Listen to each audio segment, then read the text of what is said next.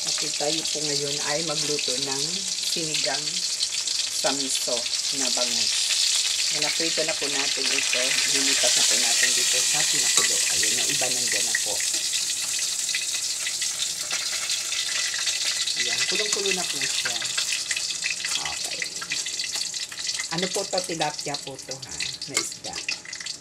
Okay, tilapia na isda po yan. Okay, dahil siya kumukulo na, lagyan po natin siya ng asin. Actually, wala pang asin yan. Lalagyan po natin. Bubudbudan po natin ang asin. Okay, tansyado lang. Okay, enough. Ayun. Ngayon,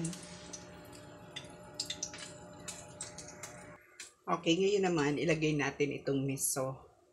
Ilagay na po natin itong miso. Mayroon na po itong mayroon na po yung luya. Nilagyan ko na po kanina. Ito po, para makita po ninyo, ito po yung luya. Ayan o. Ayan, hulog tuloy. Okay. So, yung miso po ilalagay po natin.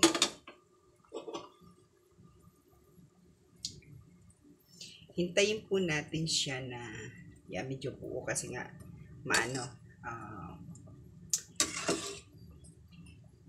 parang naka-frozen kasi siya nung binili ko. Kaya medyo matigas tong miso na nabili natin. Wait na po natin na mag-melt yan at matunaw. Saka po natin ilagay yung ibang ingredients.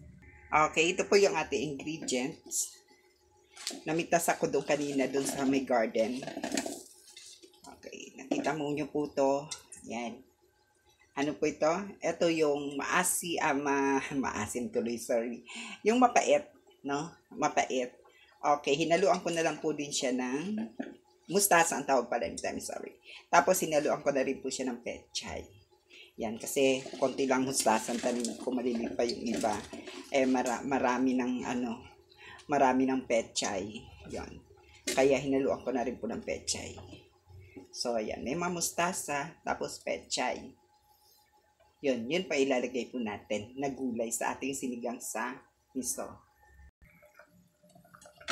Check nga po natin kung natunaw na yung miso. Okay, mayroon pa pong, ayan, buo pa siya yung konti, no? Tutunawin pa po natin yan. Mas maganda kasi yung lutong-luto siya. Okay, mas maganda yung lutong-luto siya, yung miso. So, okay, what if kung tatakpan natin? Takpan kaya natin para mabilis maluto. Ayan. Okay, check po natin.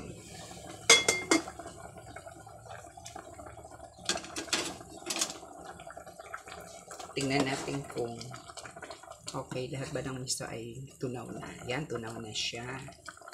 Okay, so ang gagawin natin ngayon ay ano bang mauna? Sige. Ilagay muna natin yung onions. Ito. Okay, lagyan natin yung onions. Uy, hirap na isang kamay ginagamit. Paano kasi wala akong holder kamay ko. Isang kamay nagkahawak ng cellphone. Talaga naman, para-paraan lang ng kumita man lang kabuhayan. Pagkatapos niyan, atin pong ilagay, nalagyan natin ng konting seasoning natin. Ayan. Jimmy mo to. Tak. Ay, sorry. Ayan. Ilagay po natin. Tapos, ilagay na po natin itong ating mustasa. At, yan.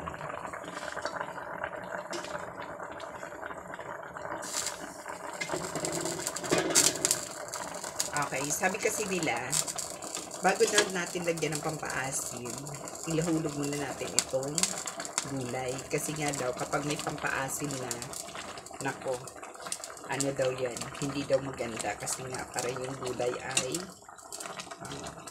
maging makunat. So, sunod tayo sa sinasabi ng iba. Okay, hintay natin na maluto itong gulay. Yan naman na siya, no?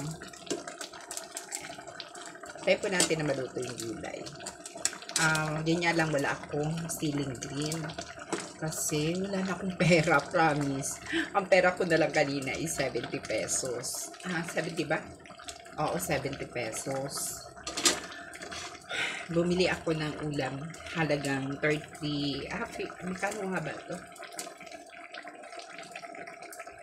65. Ay, hindi. Oo nga, 65 pesos. Bakit kaya 65? Ay, 45 pesos. Okay, ito ang tilapia, 2 peraso, 45 pesos. Ngayon, mabuti lang may tanim tayo sa school ng mga gulay. Namitas tayo doon. Ayan, yun ang sinahog natin. Talagang krisis ngayon, no? Napakahirap ng buhay. Okay, so, ayan. Pangit naman masyadong overcook. Tama? So, ang gagawin natin ngayon, ilagay na po natin pasensya na nga, hindi po kagandahan ng luto. Kulang-kulang po siya sa ingredient. Ilagay po natin ito. Nakita nyo yan? Miso, single. Ito ay nung kailan ko pa ito ginamit. Konti na lang siya. So, parang hindi na siya makaasim. Hirap mong walang pera, no? Ganun talaga. Okay.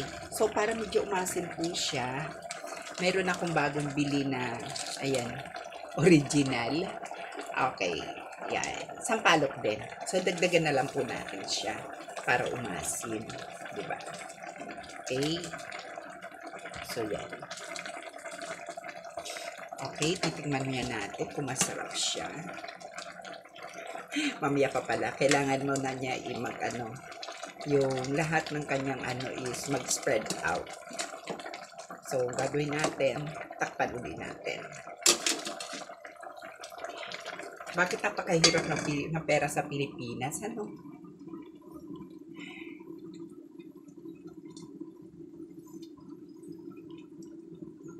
Sige, mga ilang seconds lang. Bubuksan na natin.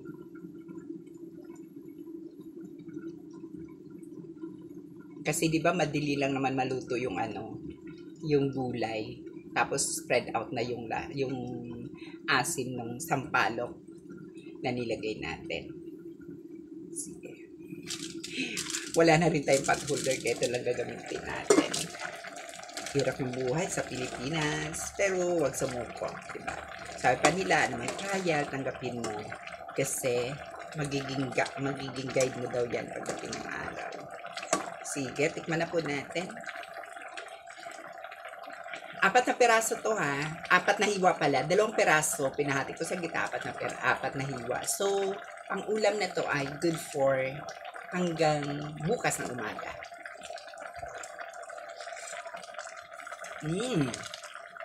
Masarap. Ayan.